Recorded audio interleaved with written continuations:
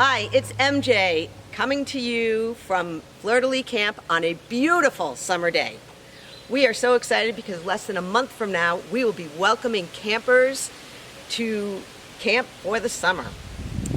We've been so busy getting ready for this summer, doing so many different things. Our site is looking beautiful, including one of our new beautiful hand washing stations right here outside our dining hall. And we just have so many pieces together and ready for our campers to arrive. On our website is our COVID information for families, our most recent version of that, and it includes lots of information that's important to you to know for this summer. One piece of information is around before you get to camp, what happens? All campers do need to take part in screening for symptoms of COVID for the 7 days before camp.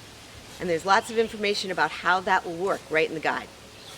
All campers also need to do everything they can to come to camp healthy and safe, so only participating in low-risk activities in that week before camp. And then for those campers who have not been vaccinated, you will also need to take part in a PCR test 5 to 7 days before camp. And again, there's information in that guide. For non-vaccinated campers, you will not need to do that test. There's also lots of information about our testing program for the summer. And we are partnering with Zebra Health Solutions. And they will be providing our PCR tests, including on our opening day, we're actually going to have a rapid PCR test. Again, lots of information in the guide about that. There will be an email coming out from Zebra in terms of registering for tests.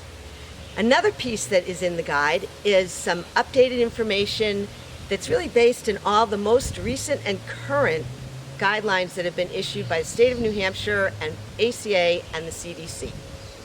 Because we are in a living setting with both campers who are vaccinated and not vaccinated, we are especially tuned into what are those ways we can keep everybody safe.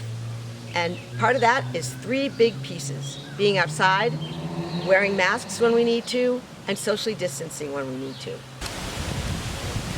We will also be grouping campers into pods. Initially, that'll be 2 tents or 2 cabins together as a little nuclear group. Eventually, though, as we pass the different levels of testing, then we'll be expanding into field-sized pods. And of course, we will still be able to, as we use masks and social distancing, be able to be together as a whole community throughout the course of the summer. So there's lots of information in this COVID information for families guide. We really encourage you to read it. And there is also 2 Zoom links for some Q&A Zooms that we'll be offering in the next week or so. So we look forward to seeing you. We can't wait, and happy summer for all of us.